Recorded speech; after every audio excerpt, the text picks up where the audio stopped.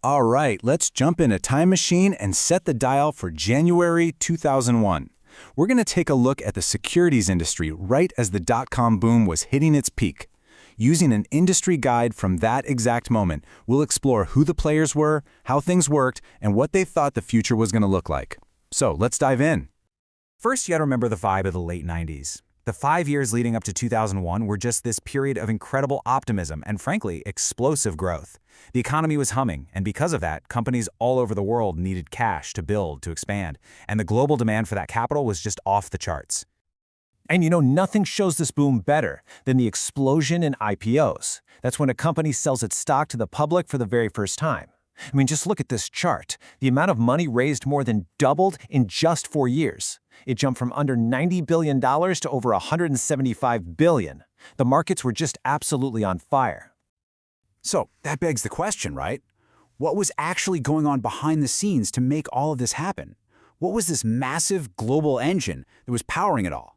This machine that connects people who have money with the companies that need it.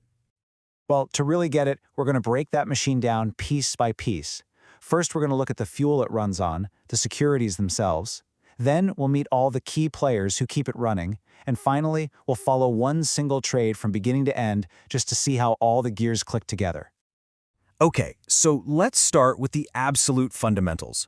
This entire financial world is built on these things called securities. And you know what? At their core, it really all boils down to just two main ideas. The first type, that's equity. The easiest way to think about this is just ownership. When you buy a company's stock, you are literally buying a small piece of that company. You become a shareholder, which means you're an owner. Simple as that. And the second main type is fixed income. Now, if equity is owning, think of fixed income as, well, lending. When you buy a bond, for instance, you're basically giving a loan to a company or even a government, and in return for that loan, they promise to pay you back plus interest over a certain amount of time. So here's the bottom line, the absolute key distinction you have to remember. Equity is ownership, fixed income is a loan. Are you owning a slice of the pie, or are you the one getting paid back for lending them the ingredients to make it? That's the fundamental difference that pretty much everything else is built on.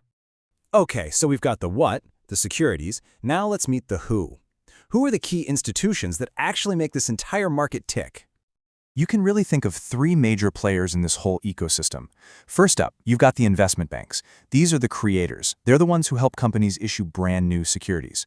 Then you have the broker-dealers. They're the middlemen, the agents who handle all the buying and selling. And finally, you have investment companies, like mutual funds, which pool money from lots of people to make these huge, large-scale investments.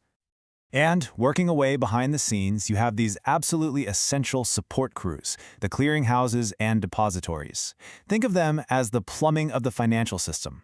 They're the ones who make sure that when a trade happens, the seller actually gets their money and the buyer actually gets their securities. Seriously, without them, the whole system would just grind to a halt. So now we know the what and the who. Let's put it all together and follow the journey of a single trade. This is where we see the engine in action and connect all the dots. So back in 2001, the industry looked at a trade's life as this 7-step value chain. And what's interesting is that it starts before a trade is even made, with the creation of the security, and it keeps going long after, with all the record keeping.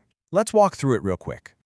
So the first 3 steps were what everyone called the front office. This is all the customer-facing stuff. You've got an investment bank that originates a new stock, an analyst who advises people whether they should buy it, and then finally an investor calls up their broker and says, okay, let's do it. They initiate the trade. Step 4 is the big one, execution. This is the moment of truth. The order gets zapped to a marketplace, could be the iconic trading floor of the New York Stock Exchange, or a fully electronic market like NASDAQ. And that's where a buyer is matched with a seller. Bam, the deal is done. But wait, done isn't actually done yet. This is where that crucial plumbing we talked about kicks in. The details of that trade go to a clearinghouse. This is a neutral third party that double-checks everything, guarantees the trade will happen, and then organizes the final swap of cash for securities. And that brings us to the final steps, which were all handled by what they call the back office. So after the trade is settled, it has to be reported to regulators. The investor's account needs to be updated to show they own the new security, and for as long as they own it, the firm has to maintain that position, handling things like dividend payments and all that good stuff. So that's a pretty good picture of how the machine worked back in 2001. But here's the thing. Even then, the industry knew it was standing on the edge of some massive changes. Let's take a look at what they saw coming down the pike. The experts back then basically saw four huge forces on the horizon. First, firms were merging and going global. Second, investors were getting way smarter and demanding more. Third, new ways to distribute financial products were popping up. And the biggest one of all, of course, was technology, which was about to change everything. And a huge piece of that tech revolution was this dream called straight-through processing. The goal was to build this completely automated pipeline where trade could just flow from the very first order to the final settlement without a single human having to touch it or retype information from a piece of paper. And the engine that was going to make that happen? The internet, of course. Online trading was absolutely exploding. For the first time in history, regular people could connect directly to the market from their home computer. This was seen as a totally revolutionary new distribution channel that was going to change the game forever. And honestly, this one quote from the time just perfectly captures that vision. The whole goal was to completely erase the line between the front office that takes the order and the back office that processes it. They wanted one single, integrated, real-time system. And that brings us right here to our final thought. The ultimate dream back then was something called T+0, basically instant settlement, where a trade is final the very moment it's executed. Now here we are today, and while we're not quite there yet, we're a lot closer. So it leaves you with a question, doesn't it? After more than 20 years of incredible leaps in technology, what's still standing in the way of that original, seamless vision?